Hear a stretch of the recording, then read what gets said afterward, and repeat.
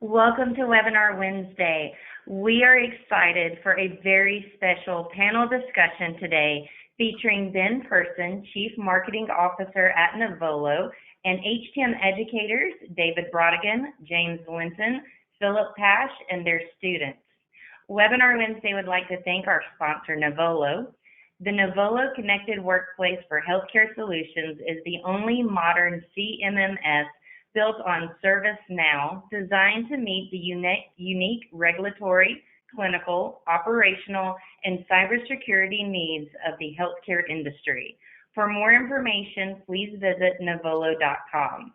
For those that are listening today and are heading out to the AMI Exchange June 3rd through 6th in San Antonio, Texas, be sure to RSVP and pick up your TechNation Trade Show Survival Kit. You can reserve your survival kit today at onetechnation.com/AMI. Once you RSVP for your kit, be sure to stop by the booth at 1026 to pick up your special survival kit. Today's webinar is eligible for 1 CE credit from the ACI. You can obtain your CE certificate by completing the post-webinar survey. The survey will be emailed 1 hour after the completion of today's presentation. You must complete the survey to receive your CE certificate, and if you have any trouble or questions along the way, please feel welcome to reach out to us at webinar@mdpublishing.com. All right, TechNation community, as I mentioned earlier, Ben Person is going to be our moderator. He's going to lead a lively discussion on what younger people entering the HTM industry are looking for in a job and how that might differ from what older generations were looking for. Ben, you may begin whenever you're ready. Well, thank you so much, Jamie, and thank you to everyone who joined this event today. You know, this is a really interesting and topical item to really go into. You know, we've been talking about HTM resourcing challenges over the last number of years, actually. As Jamie mentioned, I'm Ben Pearson. I'm our Chief Marketing Officer at Novolo, but my wife's a clinical engineer, and I talk to her every day about this challenge and just how hard it is and how easy it is for her to find work as a clinical engineer in the market. And so today we're going to dive in. We have a panel of experts. We're going to talk about how to hire, how to retain this next generation of HTM professionals. And we have a great panel and a great number of folks that are joining us, both professors, students, and new grads. And we're going to go through that today. So let me introduce who's all on the line so you know who you're speaking with today. And we're going to dive into a pretty lively Q&A from each of these folks around some of the things they're looking for or they're talking about as they're looking at bringing this next generation of HTM biomeds into the workforce. So with that, let's start first. So David Braeutigam is the professor of biomedical equipment technology at Collin College at the technical campus in Allen, Texas. Next, we have James Linton, who's a professor and program coordinator of biomedical engineering at St. Clair College in Ontario, Canada. And the last but not least professor is Phil Pash, and Phil is the lecturer of healthcare engineering technology management at Purdue University and Indiana University here in Indianapolis, where I live as well, IUPUI. Next is one of our students, and who recently graduated. That is Kathleen Beach. She is a National Field Service Technician 3 at Boston Scientific and a recent biomedical engineer technology graduate of St. Clair College, where James Linton teaches. We have Erica Colombe, who is a graduating biomedical engineering technology student at St. Clair College. And we have Sarah Merrill, who's a Collin College recent biomedical equipment technology graduate and a new Vmet at Children's Health of Dallas. So we've got a lot to dive into today, and thank you for everyone who participated in this event so far today. So with that, let's talk a little bit about the demographics that's happening in the HTM community. So Amy did a survey this last year around the demographics of the HTM community. So as you can see here, almost half of the HTM industry today is over 50 years old. Of that, 10% are female and 16% are African American or Hispanic. So as you can see, there is clearly a need for some diversity improvements in this in this field of study. As we look at this generation, so Generation Z, we're talking about born after 1996. They're currently 26 years old or younger. This group is certainly more racially and ethnically diverse than any other generation in U.S. history. They're also one of the more educated generations and tech savvy. We think about this generation, right? They're born with cell phones and technology in their hands. And as we think about what are they really looking for, and I'm going to generalize, we're going to hear firsthand from some of the students and new grads here today if this applies to them, but they're looking for that higher demand of flexibility, right? I think all of us are thinking about that. How we have more flexibility in our work, where we work, the work hours and the location, have more financial security, right? Tend to want to work more independently versus collaboratively, want more professional growth opportunities.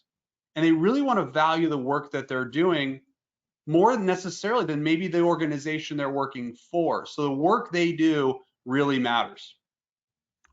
As we think about some of the benefits that this Generation Z brings to an organization, certainly that accepting of social differences, right? They want that cross-cultural communication and diversity. Their ability to adapt to new technology is a lot better, right? They're used to new technology. They're using new technology. They're great problem solvers. They're motivated by purpose-driven work, and they crave job security, right? They're not looking to change jobs necessarily as frequently as millennials potentially. Here's some of the themes and more generalizing looking at that generation. Obviously, I want to hear more from our panelists firsthand. So with that, I want to start with the students and new grads first. And I have a question that we want to dive into first. And this is going to go to Kathleen first, then Erica, and then Sarah. And I'd like each of you to give me your take on this. So we asked each of your professors, to identify some students or recent graduates. And so, this was actually completely random, that we actually have 3 females that were recommended to this panel today.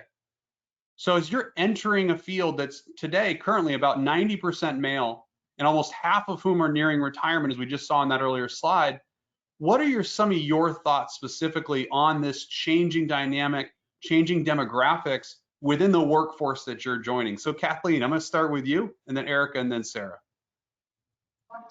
Hi, everyone. Thank you so much for having me. I love this question. As the only female field service engineer for Canada, all my colleagues in the States are 50 plus. All of them are men, who a lot of them are about to retire. So it's a very interesting dynamic for me to come in, because a lot of them, I'm the same age as some of their grandkids. So to meet them, they just want to see a willingness to learn. And I have that kind of personality where I'm able to connect with them and kind of pass the baton and learn from them and all their experience. They just want to see that we're willing to learn. And it's very funny being not only young, but a female, the different aspect that I bring to the field for them. Recently, we were importing catheters, and they kept getting destroyed in TSA. So we ended up finding these scrapbook boxes and carrying the crafts in there, or all the catheters in the craft boxes. And they were like, we've never walked into a Michael's or a Holly lobby before, but they're like, this is absolutely crazy.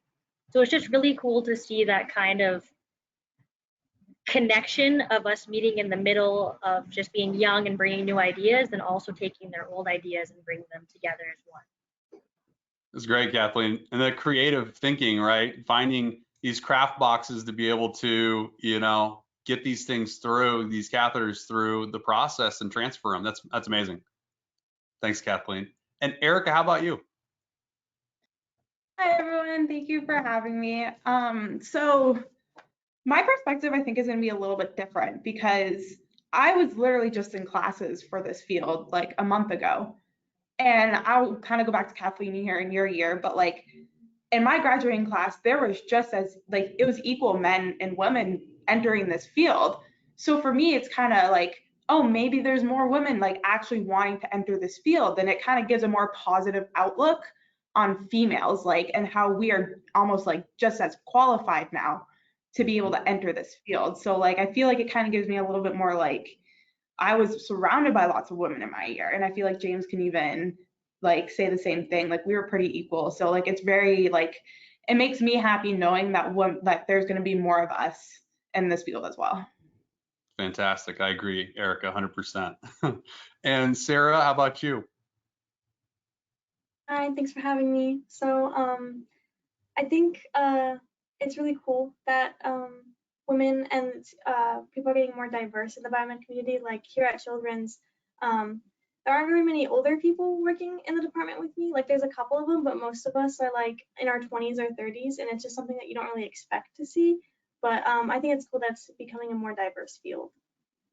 Yeah, I completely agree. It is great. It brings new ideas and different ways of looking at problems, right? Problem solving is half of what your job is, right? So thank you, Sarah. I appreciate that insight as well. So let's now take the next question. So Kathleen, I have another question. I have a couple for you. I'd like to start there. So Kathleen, you now work as a national field service technician at Boston Scientific.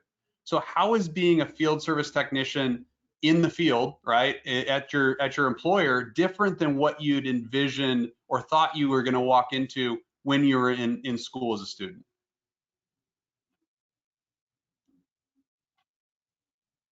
I think that I would land a job as a national field service technician. No, not at all.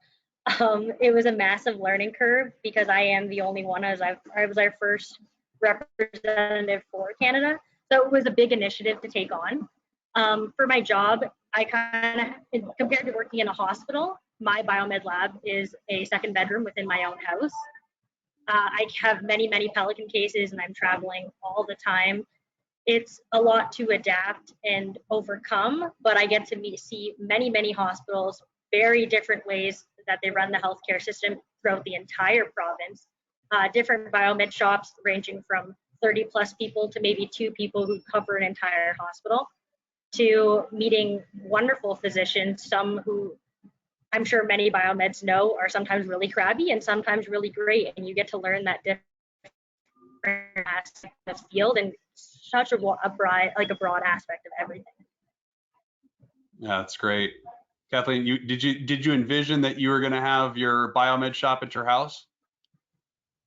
No, not at all. Not I was at all. not expecting that at all. Yeah. I think as clinical engineers, you have to act on your feet pretty quick, right? All of a sudden, you need to build a biomed shop out of what you have, all right, and where you are. And so that's a great story. I've not heard that one before. Kathleen, my second question for you is: so as you work with other technicians who have been in the field for a while, right? Have you noticed any differences in sort of how they treat you as a younger employee versus how they've working with someone that maybe has been in the field for decades?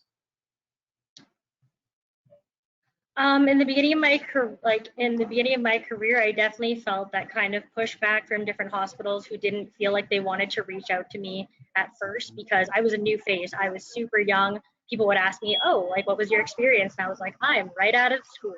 And they were like, "Oh, that's nice." And I'm a part of a very specialized division within my company. I do catheter labs and electrophysiology. So that's an even more specialized division that involves a lot of expertise.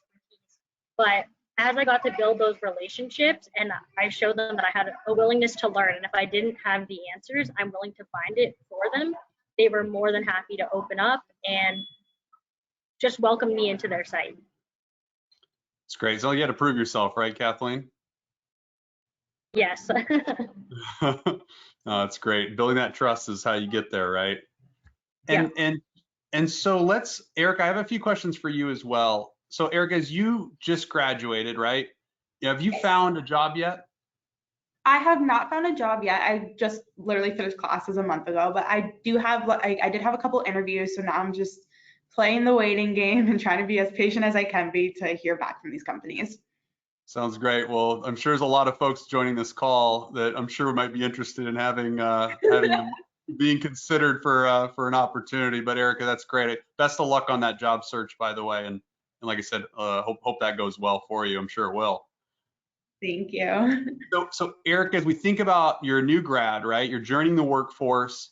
Let's share a little bit about kind of what's important to you in a job and in a career. Obviously, you're probably going to be faced with a number of options in front of you, right? Mm-hmm. What sort of work environment to you is going to be a positive to you that you might say, yes, this is the right cultural fit for me, or maybe this is isn't the right fit for me. It's the red flags that I want to avoid. Can you maybe share some of those things that you're looking for in the employer you end up selecting? So for me, like I was like even gonna say, like culture is a really big thing for me. I need to walk in a job knowing that I'm gonna love what I do every day. And for me, if the people or the employees or even the employer, like when they don't want to be there, it reflects on their team just as much as it reflects on them.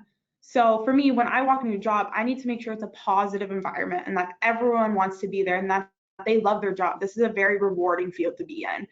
And I feel like everyone needs to feel that to even have a company work like successfully. And like for me, in addition to that, I need opportunity. Like I'm somebody who likes to be challenged. And again, that's kind of why I picked this field. It's a constant, like a little bit of a challenge from time to time. And so I need a company who's willing to allow me to grow and to be challenged from time to time. And I feel like that comes from the culture. Like everyone needs to have that. So for me, like even as I'm going through these interviews, like it's teaching me like maybe this company isn't the best for me just about how they're talking, or wow, this company sounds like they love what they do, and this manager sounds like they seem like they're so rewarded to be doing this, be in this field. So for me, that's a really big thing. Yeah, you're right. You want people that are excited about the place that they work and who they work with, right?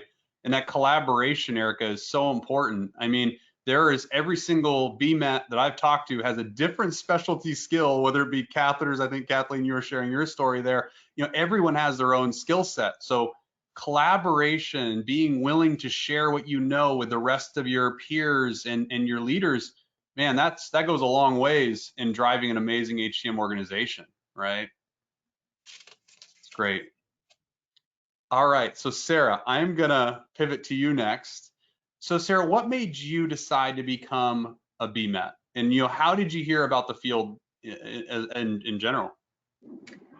So I sort of just stumbled across it. I was going to call in college for a year with like my major undecided. I didn't know what I wanted to do. And then like they were advertising that the technical campus was being built back in 2020. And so I was like, yeah, like let me take a look at the major, see what they have over there. And I just saw the little flyer for biomed. And I was like, yeah, I could see myself doing that. And so yeah, that's how I found out about it. That's interesting. Now, was healthcare part of your background, Sarah, or did that draw you to it, or was there something else? I think it was more of like the hands-on aspect. I never really considered myself working in healthcare, but I thought it was a nice kind of like way to get into healthcare without like being directly with the patients. Yeah, very interesting. So one other thing, Sarah, you just graduated from Collin College, right? And you started working as a Vmet at Children's Health of Dallas. Share a little bit about kind of what support you're looking for or you are getting from, your peers, your leaders to really help you be successful in your job now at Children's Health. So I think the best thing is that I got support from like my team and my coworkers, especially coming in as a Tech 1. Like I still don't really know what I'm doing, and it's just nice that there's always someone there that's a little bit more experienced that's like willing to help me out if I get stuck. And so that's been really helpful so far. It's great. It's great. So you're getting the support you need from your peers. You can ask questions. Did you have sort of a lead or a mentor that was assigned to you, Sarah, by chance? Not necessarily. It's more of just like people come up when they want to. There was no like direct like, oh, here's who you're gonna be shadowing or anything. So yeah, a little bit of everyone. Everybody's helping you out then, Sarah. That's great. That's great. All right, so we are now going to pivot over to the professors. I want to hear their side of kind of what the lens they're looking at. So David, I'm going to start with you. And obviously you've been in the HTM field for a very long time, but share some of the differences that you're noticing between this generation right now, compared to, and that you've been teaching, really compared to the technicians that maybe when you started in the biomed or HTM industry, what changes of overall things are you seeing? Well, definitely. I think you mentioned earlier, the generation now that's in school, they've literally grown up with computers in their hands since birth. And so, understanding computers is not a big deal for them, at least operating a computer. And I've really noticed when we start getting into equipment and you have to get into menus, they really catch on quickly on how to get into menus and how to go into sub menus to get into like a service mode or something. you know, probably a lot of them have not grown up with, you know, repairing computers, but at Collin College, we're actually teaching A+ and Network Plus. And then one of the things I added to a side class was actually we took a computer apart and helped identify the components, because that's what you're going to do in the field. Yeah. If I wanted to think about the difference from like when I grew up as a BMed at the current generation, you know, my generation, we grew up fixing cars. We were used to using hand tools. And so that's one of the things I tried to emphasize in the class is actually gave a class on the use of hand tools. And I tried to, you know, have them use as many hand tools as we could, you know, throughout the semesters we were together. The other thing I did is try to emphasize, you know, I think a lot of times we just think a BMed's going to go to a hospital. Well, there's so many opportunities for BMeds, you know, definitely in a hospital, you could go third party and you could go OEM. And so we actually had several people locally that work in all three of those segments come in and kind of give the differences of what a BMed would do at those hospitals, which I think, you know, maybe would help them guide, you know, one way or another. Well, that's great, David. And you're right, that hands-on training during school. And I did not realize you were teaching A+ and teaching, you know, computer repair, because you're right. Part of what they're doing in a lot of cases is exactly that. And so it's really an interesting approach, certainly, for sure. David, I have another question for you as well. You know, so besides teaching them how to maintain, you know, medical devices, you know, what other things, you know, are you doing in additional kind of what you've already shared that are going to add more value for their employers? Whether that employer, like you said, is an OEM, is a service provider, an outsourced service provider, or is an on-site, you know, hospital BMet. What are other things that you're teaching there as well? Well, definitely work order documentation is an extremely important part of the job. And, you know, when I was a director for a long time, I really emphasized that. And, you know, when I started the program, we didn't have a CMMS here. And so I reached out to some of my colleagues in the industry and asked them, well, actually, let me back up. I actually surveyed the Dallas-Fort Worth area and looked to see what product we had mostly in the system. And in the Dallas area, we mostly had a Nuvolo product. So I knew Heidi from way back. So I contacted her and I said, I think Novolo would be a great idea to have Nuvolo at the school. And I also think it would be a great idea if you could give it to the school so we could teach our students how to use it. So T took it up the chain and they agreed. And so we've been using that, I think, for maybe about a year or so now. So that the class that just graduated, they only had it about a year, but we used it quite a bit. I mean, we used it for entering new equipment, entering work orders, doing PMs, all that type of stuff. That's great. I mean, think about that time to value, right, David? You get a student that comes right out of school, already knows how to use the technology that the HTM or biomed shop's already using. Yeah. Well, and you know, it's funny when I mentioned it, because I would try to bring people in the industry to the school and have them look at the lab. And I was mostly only concentrating on hospitals in the area. And what I didn't understand was both GE and South Plains Biomedical Services both use Nuvolo. So they were both ecstatic that the students would get a leg up before they would start working for them. Yeah. So that was good. You know, we also expressed customer service skills for the students. You know, that's definitely how do you talk to a patient, to a nurse or a physician when you're in the field. We actually did a little bit of role playing. I want to do more of that in the future, and so they can build those skills up. And we also talked about just how to find service information. So as simple as finding a service manual. Well, I did have service manuals online, so I would direct them to the service manual. The one thing going back to computer skills, I noticed immediately, you know, my generation, we would look in the table of contents or the index and look for something, where they would just Control F and look for a keyword to go directly into the PDF document and find what word they're looking for. So they were actually pretty quick on finding information in service manuals.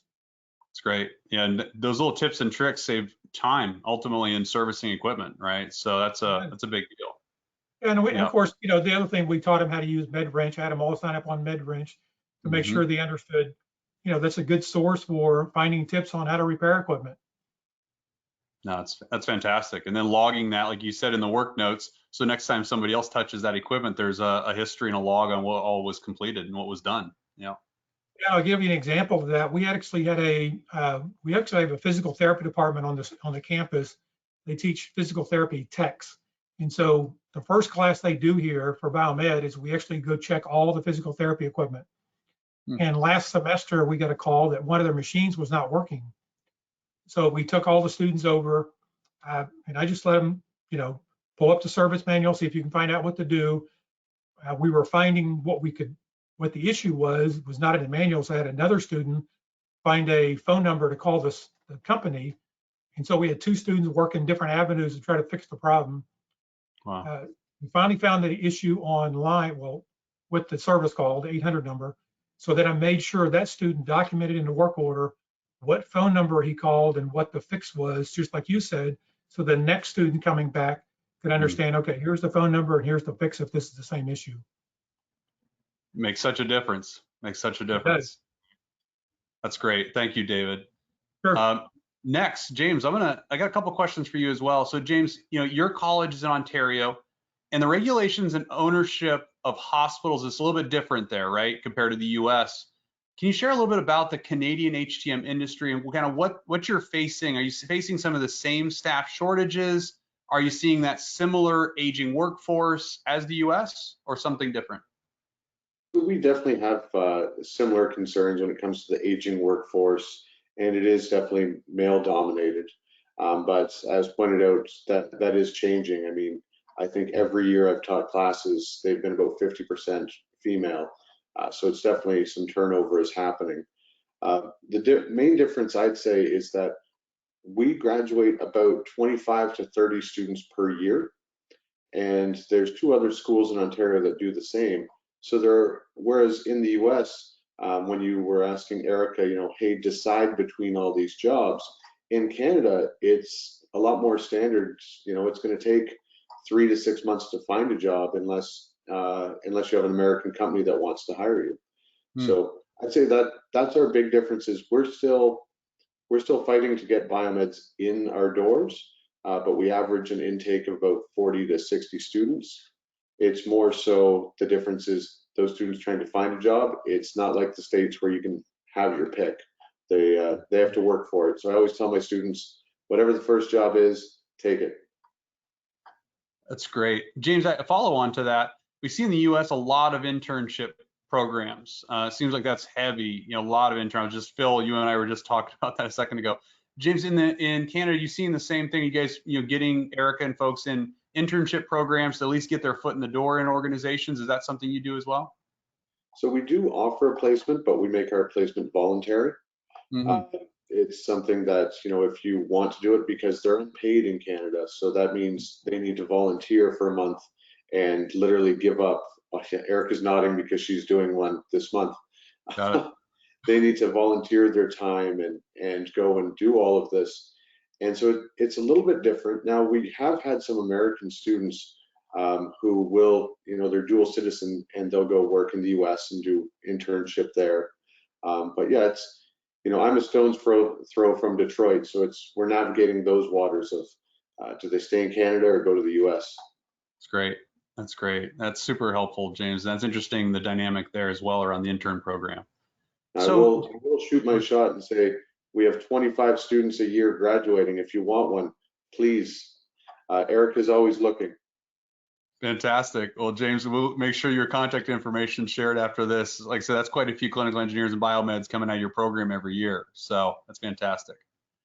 One other question I have for you, James, is so what technical and soft skills are you really teaching your students as you preparing them for their first Vmet job in Canada or in the US, just like Erica? So when I came to the program, it looked very different than it does now. I've done a lot of work with Amy and different groups to try and figure out how is the industry changing. I mean, when I took biomed, it was you came out of school, you probably worked in a hospital Monday to Friday, 8 to 4. Now we teach 4 biomedical equipment classes, dialysis classes, imaging classes, class in prosthetics, 3D design, healthcare technology management. Because biomed sort of has split off into so many different areas, we want to give everyone a little taste to see where do you want to go.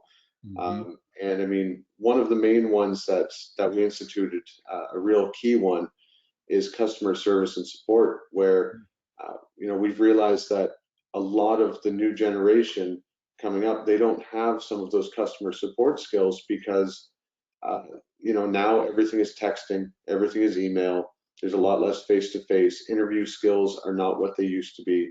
And with COVID even, you know, there's a lot of social anxiety among people getting face-to-face and having those interactions. So we brought the customer service and support class. I ran it for the first time last semester.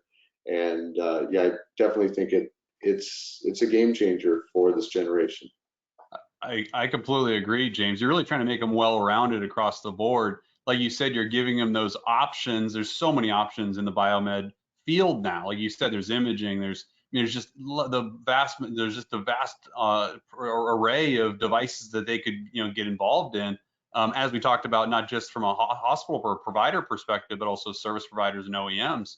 So no, it's great. You're right. Those soft skills are equally important as they're thinking about having to interact day to day with the folks that, you know, use these devices or administer these devices. So no, that's super helpful, James.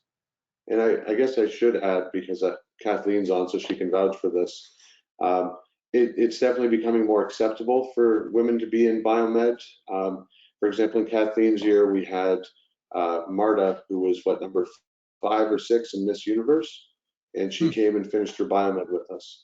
So that's fantastic. It's definitely becoming far more open and a lot less male dominated. It's great. That is great. All right. Well, thank you, James. Phil, I've got a few for you as well. So let's go there next. So Phil, IUPUI, you know, it's one of the few schools left that offers a bachelor's degree in HTM, in addition to an associate's degree. Can you tell us a little bit about what HTM students will learn as they go for that bachelor's degree program, you know, that might make them even more valuable to their employer? Sure, Ben. Thank you for hosting this. The one thing, and I think David made this comment, this Gen Z generation is the first generation to grow up on technology compared to the old generation. So our bachelor's program is completed online. It's totally online. So one thing that a student has to learn is discipline and to avoid the shiny objects. You know, if you're reading through a script or reading through some school documentation and you see YouTube in the corner, you've got to be disciplined to stay away from that. So a student coming out of our bachelor program is going to be disciplined to not get defocused as much with all the technology they have around them. We introduce imaging very briefly in the associate degree program, but we go into it in more detail in the bachelor's. Touch on specialized patient population, the critical care patients and things like that. Where the student is going to come out helping their organization where they land is we have courses on codes and regulations. So a student, once they get into the career industry and into the industry, they can start looking to see what they might need to change or how to maintain abiding by the codes and regulations. So an inspection would go without any problems. We go through a financial planning courses. So if you migrate up to the area where you're responsible for equipment maintenance, sunsetting equipment, bringing new equipment on, you have the financial backing to understand all the finances that go on with running an HTM shop. Then we have 2 programs or 2 courses that are project management related.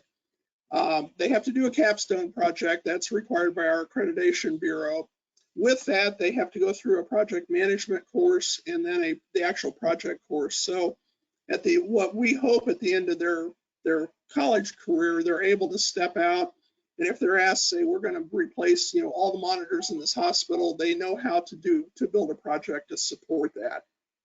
Finally, our bachelor's program has 3 networking courses, and with one of the recommended electives, they can step out into the industry with our medical device cybersecurity certificate automatically through getting the bachelor's. And that everybody knows that cybersecurity is a very hot topic. So I think our bachelor's program gets them into the technical leadership, into the technical management, and more into the financial aspects. Whereas our associate's degree, gets them on the bench working and working as a BMET1. That's great, Phil. And my wife came out of that program that you teach. So, and her capstone was on capital planning. So I remember that. And, you know, it's an amazing program. You're right. You're teaching some of those leadership skills as well. So if you're leading a Vmet shop or an HTM organization coming out of your program, you have the tools to be able to do capital forecasting, financial planning, Yes. cybersecurity, you know, some of the advanced areas as well, which is I think really important as we think about, you know, what some of those additional things that, you know, obviously BMETs are taking on in addition to repairing equipment, right? Right. Yeah, absolutely. That's great, Phil. Yeah. All right, Phil, I got one more question for you. So, Phil, because of the many things that your students are learning, you know, and maybe they weren't taught in school to your older HTM generation, you know, like medical device cybersecurity, you just mentioned that, for example, computer networking, you know, CMMS data entry, and even HTM management and leadership, you know, are you seeing an increased demand for your students specifically, right? Are you seeing more and more organizations reaching out to you saying, hey, do you have HTM biomeds that we can bring in, either bring in through an internship program or just hire direct? Yes, both. Interestingly enough, our program, we have an industrial advisory board, which is made up of what you would say the older generation, the managers, the leaders who have been in the industry, not exposed to some of the things that the students need to learn nowadays, such as CMMS and stuff like that. So we're listening and we're responding to those requests from the Industrial Advisory Board. Thank you for a partnership with Novolo. We are adding a CMMS component to 3 of our courses, which has been a demand from our Industrial Advisory Board. The cybersecurity, all you have to do is look at any of the publications on healthcare technology management. You see cybersecurity is a big issue. So our cybersecurity device certificate is very, very popular. We have a gentleman in England taking it right now. So it's very, very popular.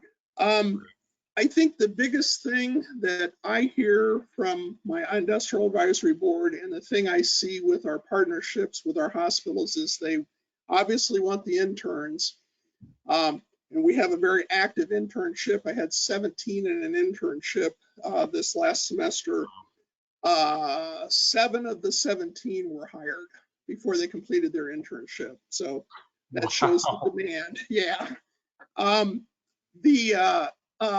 The shops and the IAB are asking for these technical tools. They're asking, they want the students to be able to turn a wrench, turn a screwdriver, but they really want the students to have interpersonal skills, and they want to understand how to well document. We spent a lot of time talking about documentation and how to use the tools, the CMMS and things like that. So there is a demand for the students coming out to understand these things. To David's point earlier, the good thing about this generation is the kids are technical and they're able to use the tools, and we just now have to train them on how to properly use the tools.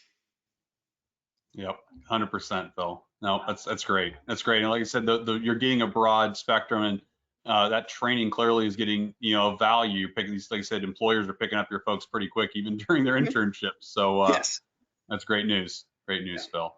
All right, I would like to. So we're going to pivot now to our audience Q&A and open this up. I know we've got a nice volume of people on this call today, and I want to see what we can do. You know, let's ask a few questions from the audience. Awesome, Ben. We have a couple of questions that have come in while the panel was speaking, but I do want to take this opportunity to remind all attendees you can submit your questions now using that question feature on your webinar dashboard. But Ben, the first question's for professors. I'm going to let you decide who goes first. The question is, do you think new Vmet students had a realistic view of the industry and understand not only what the job entails, but the healthcare culture? Great. That's a great question. David, I'm going to start with you on that, and then James, and then Phillip, I'll let you add on to that.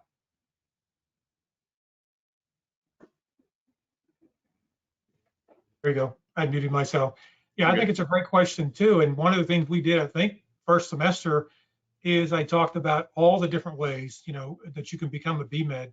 Just like I said earlier, it's not just a BMed in a hospital, it's not just third party, it's not just OEM, but I mean, you could do dental repair, you could start your own company, there's a multitude of different ways. Sure. I even had a guy come in and talked about, he started a company that basically just sells and trades dental equipment all through the United States.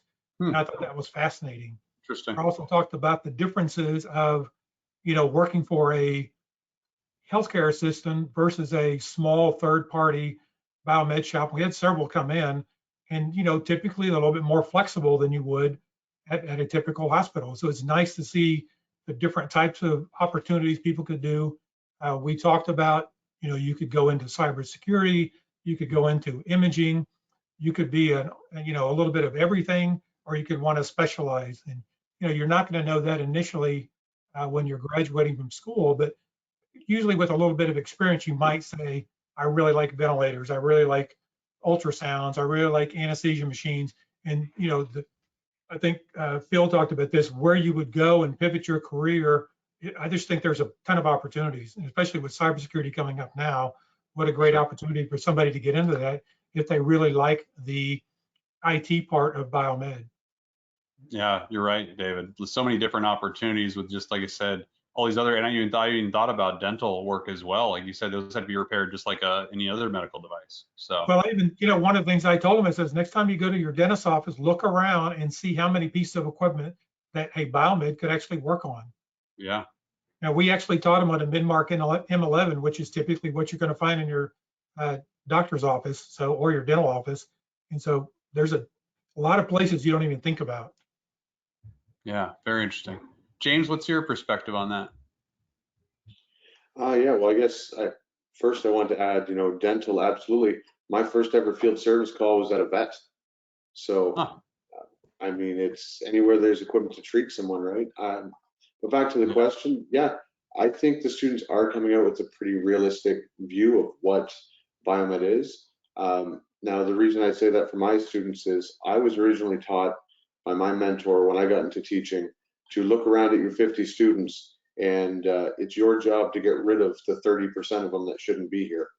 And so I spend a full semester just going over, here's what it is, and really hammering in. We make them interview biomeds. We make them, look at careers and career paths, and start to think, do I want to go to further education? What areas do I want to specialize in right from day one? Because this new generation that's come out, they've been asked, what do you want to be, since they were in grade 7 or 8. I mean, in grade 9, you have to basically decide college or university. So the idea of once you're in college, start thinking already what your end game is, it just makes sense to them. Yeah, no, you're spot on. That's really interesting. Like I said, the vet area. I've also heard, other areas, right? Retirement homes and jails and other places like that also have equipment, right? You think about so many different places that have needs like this. I have Phil, what about I have a past student that actually works doing the X-rays for the TSA in the U.S. Okay. He flies around because an X-ray is an X-ray. Yeah. Interesting. Phil, how about you?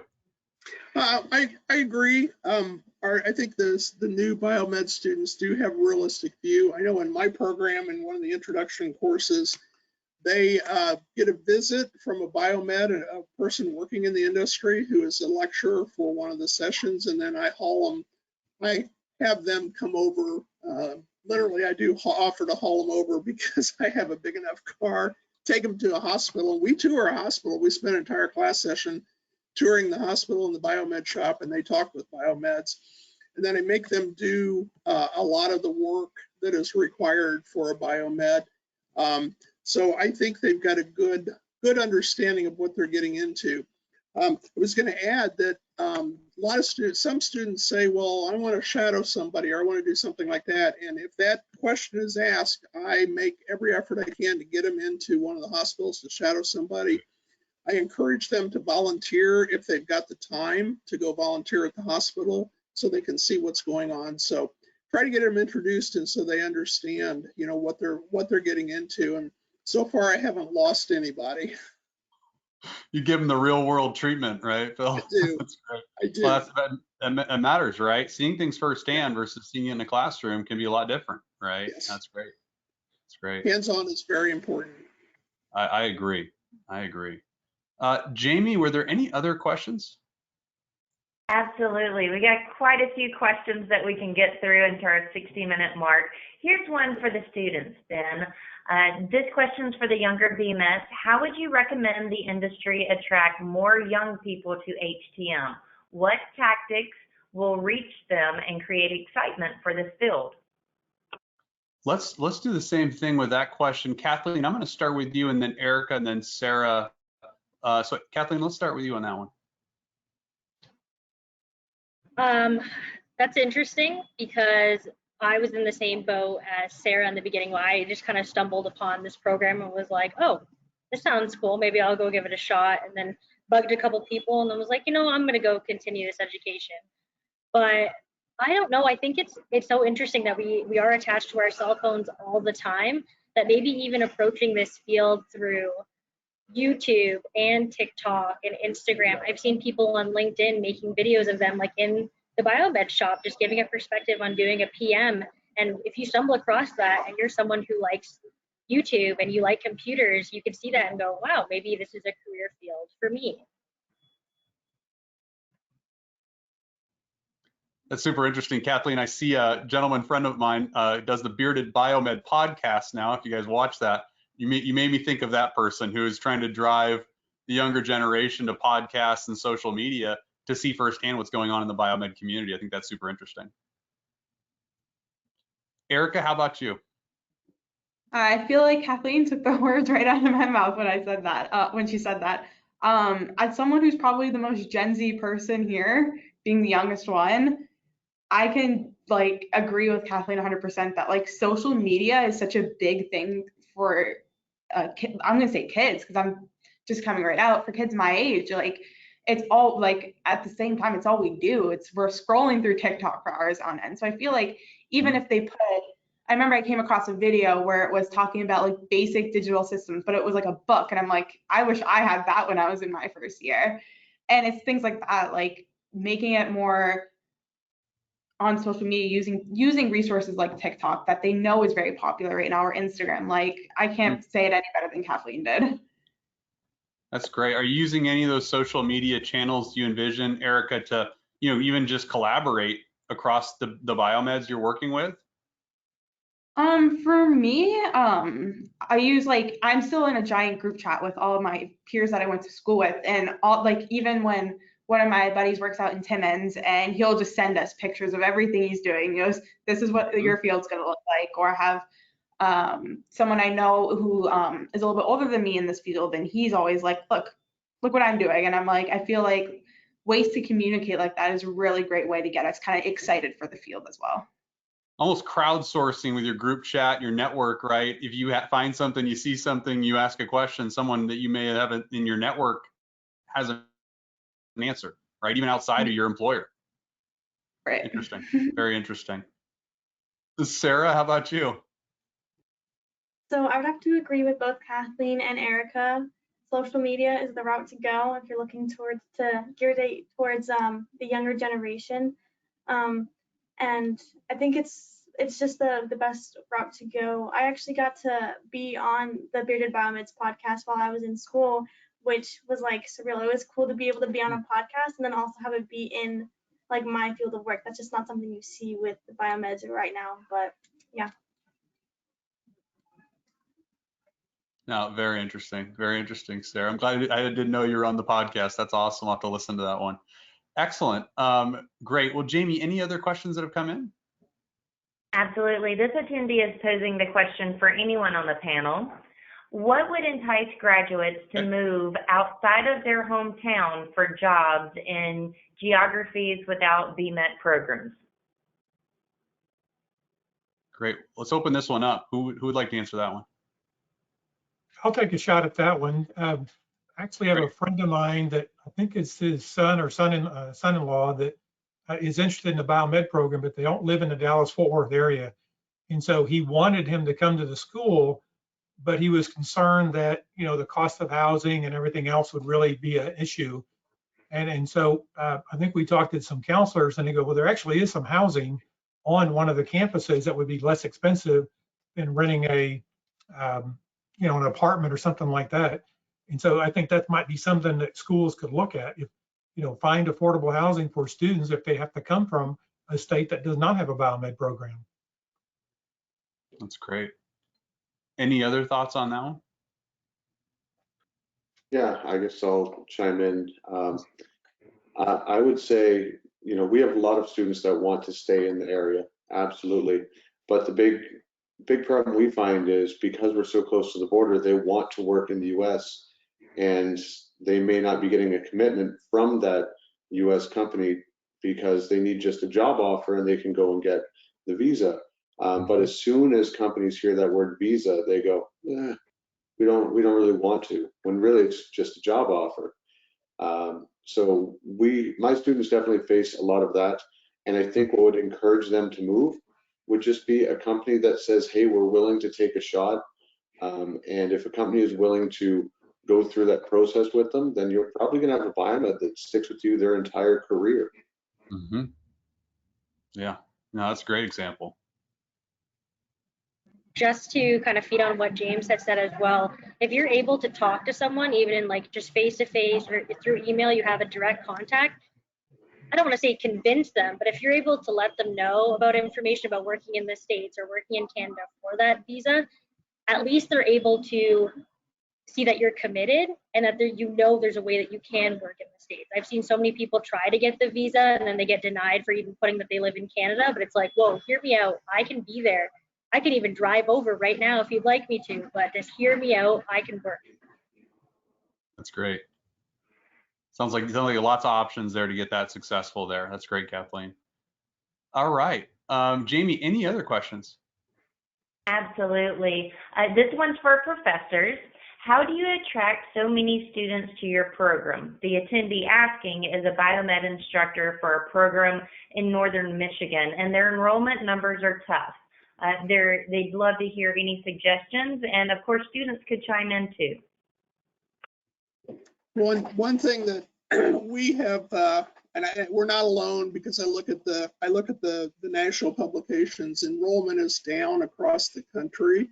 The pandemic did us no favors. One thing that we're doing at IUPUI is I'm going to be probably wearing out a lot of tennis shoes going to visits. We're going to have to do visits. It's just all there is to it.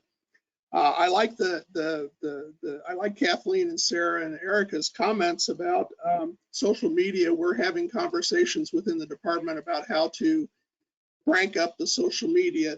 The young ladies on this call don't want to see an old guy like me, so we're working with our communications director, finding somebody who can do, the attractive social media. This is one of the best jobs you've never heard of, so somehow we've got to get that message out. But I think what what I'm going to do is a lot of footwork to the high schools and a lot of footwork to other industries to try and say, hey, look at what this is. At least have your students give it a look to see what it might be. We are also doing some summer camps this summer with the university and introducing the program to some of the high school kids that come into the summer camp. We've also got an integrated program with Indianapolis Public Schools serving underrepresented kids to try and bring them into the program. So it's just going to take a lot of footwork, a lot of legwork, and a lot of knocking on doors, and hopefully we get some more increase in the enrollment. The other thing, and I think I can say this to the three ladies and to everybody, is tell your friends how great this career is. Yep. One of the things that we've done is we do an open house every year.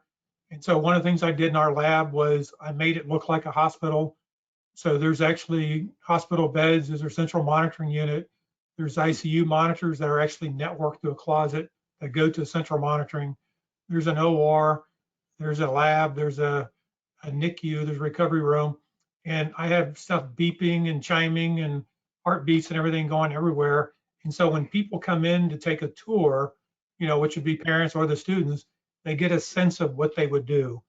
And it's funny, I've even had tours where at the end of it, they go, well, what would they work on? And I have to tell them it's literally everything in this room that you see is something they would work on.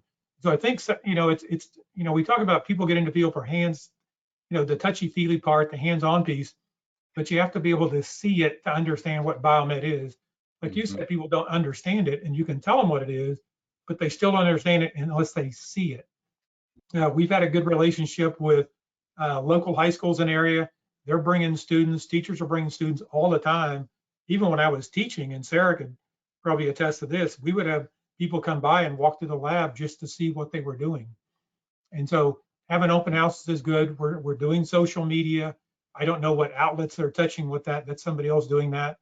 And then, literally have your lab, is what I like to call my area, accessible and running so it looks like a hospital. We even have a mannequin in one of our beds just to make it look more realistic. Interesting. James, you're going to chime in there as well. Well, I don't know how much I want to say. Northern Michigan is getting kind of close to home here. Jeez. So what I'd say is, one, I'll tack on to the tell your friends. We have a lot of people who will come and then suddenly their brothers or sisters or cousins will join. Erica's brother is graduating next year, as an example. Another thing that we like to do is I always try to stay at the top of technology. And well, for one, I'm good friends with our marketing department. So I like to push to them things like, we just bought 10 new VR units. We've got a 3D printer to play with. And they put me in contact with different news outlets that have reached out to me in the past and said, come on the radio and things like that. And so, yeah, we're talking about our industry, but I'm also just saying, hey, look at the cool stuff we're doing. So it's because some people, they're just not sure what they want to do, and maybe this is for them, maybe not. But if it sounds fun, let's give it a try. That's great. Really giving them that experience before they show up. And like you said, that peer-to-peer sharing is key, right?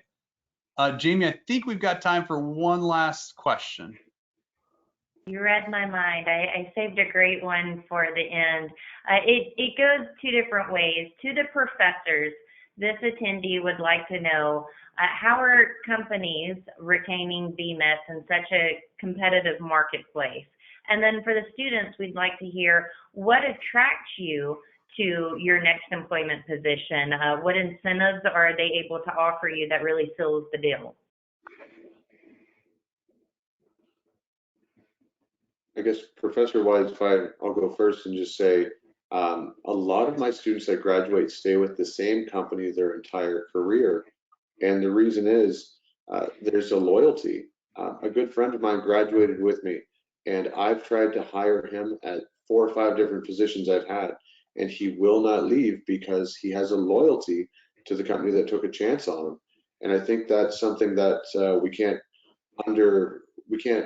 can't say enough about this new generation.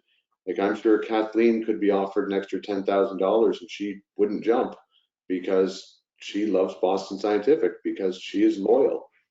So I'd say loyalty is a really big thing. David, how about you? Well, that's a good question. I think loyalty is important. A lot of times we want to think that pay is going to be a big deal. We've had, when I was a director for years, we had some kind of challenges between hospitals paying more and Vmeds jumping. But I think what it really comes down to, and I think as part of it is loyalty, is it's the environment you work in, right? If you're working with a great set of techs, you're not going to leave, unless they're doubling your salary. You like where you work, you like your environment, you like your boss, you like your hospital. I think you're going to stay there. And I think that's something that people want to work in a nice environment, something they look forward to coming to every day. I agree. Phil, anything you want to add to that? Yeah, I was just going to say, I agree with David. I think, and James, the financial rewards for the job is one thing. And I know one of our local hospitals had to actually increase to start, to help with their retention. But I think more than anything, it's what opportunities do you have for growth, and how good the working environment is. I think that's very important. And if you've got a good team, if you've got a good working environment, you've got good support from your management, and things like that. I think the loyalty is just, it gets built in with the person, and as long as they're comfortable and there's no big issues, I think the people do have a tendency to stay. It's a close-knit community, you're right. And they definitely, everyone wants to, they build long-term relationships there. Yep. Kathleen, let's dive into the second part of this question with the time left, around kind of what would make you, we talked a little bit about what would make you change companies or go, get attracted to another organization. Share a little bit of your thoughts there. Man, I don't know. I bleed the Boston blue pretty hard, so I'm not sure if I would be easily persuaded. My team, like part of my interview process for me that really stood out is I interviewed with every single person a part of my team to make sure that we were on the same page and that we had a connection that has exponentially helped our team grow throughout the year. The pay is great, but I still get the travel. But like, I think it's very interesting as being young and entering this field now is I feel like in the past it was always you had to work. It was that hustle culture. But now as we get the younger generation, I see they value that work-life balance, and my work offers that for me where I get to prioritize my family and my friends while I also get to travel the country and complete my job. And I have that support behind me where I just feel like it would be really hard to find that dynamic elsewhere. I don't know. Maybe if my team moved to a different company, maybe I'd go with them too. Yeah. Yeah, so that's amazing. That's great. You were able to interview with every single person in your group and make sure that it was the right culture fit for you before you joined to begin with. So that's amazing, Kathleen. Yeah. That's great. Erica or Sarah, any thoughts?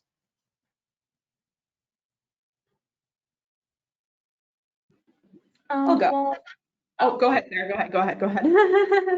okay, well, something that drew me to Children's is obviously they pay pretty well, which is always something you look for when you're looking for a job. But something that they were very vocal about was being a very diverse company, and that's always a good thing to look at. And another thing that really caught my attention is that on the application, they emphasize that they're one of the top 150 places to work in healthcare. Like it's just like overall, it's a great place to work, and like yeah, they may pay well, but like what really matters is like the environment that you're working in. Because if you don't like the environment you're working in, then money's not going to be worth it. Yeah, I agree. Erica, how about you? I feel like my situation is kind of a little bit different because I haven't had the opportunity to like meet these people and like understand that loyalty within this field. But like I just know from like past employment opportunities, like one thing like I was always taught growing up is money isn't everything. You have to love your job. And if you take a chance on me, I'll take a chance on you. And I feel like it goes upon what everyone said here today, that like loyalty is a big thing. And I even, like as Kathleen said, like we want like people to appreciate us as we appreciate them. And yeah. I agree. Well, you guys, that was Erica. Thank you for that last point. I just want to thank this entire panel for taking their time, sharing your expertise and information in this, like I said, very interesting topic that I think everyone on this call hopefully is learning a little bit about. How do we find the next set of biomeds? How do we attract them to either our biomed program at our school or our organization that we're hiring into? So with that, I want to thank the panel and thank you for your time. Thank you to the audience that joined us. If you have questions, reach out. Like I said, the panel's here. I know a lot of you folks may be interested in finding your next biomeds. The educators on this call, I'm sure, would be glad to have a conversation as a follow-on. Certainly reach out to myself as well. Our contact information is at the bottom. Thank you, everyone. Have a great rest of your day and look forward to speaking with you soon. Take care, everyone. Thank you. Thanks, everyone.